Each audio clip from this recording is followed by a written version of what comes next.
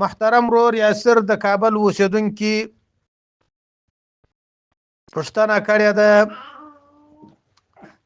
وای بعضې سیفیان چې د الله ذکر کوي نو پرې نه وایي، وای د الله جل جلاله نوم د الله اسم جلاله پر نه وایي، وای نیمایي یې وایي.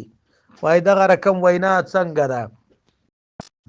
همدارنګه دی وایي چې کوم وخت چې د الله ذکر کوي نو د پیر په خاطر باندې کوي، د پیر د پاره کوي، چې د ځان سره یوازې نه کوي. وای دا څنګه دی؟ محترم وروره،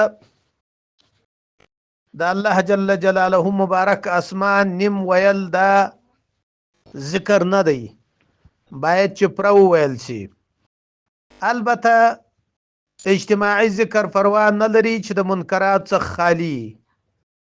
که یو څوک یوازې ذکر کوي دا هم ښه دی،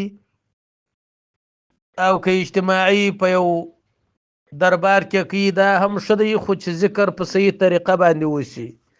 د الله جل جلاله مبارک نوم دا پر وویل شي، نیم ونه ویل شي. والله اعلم بالصواب.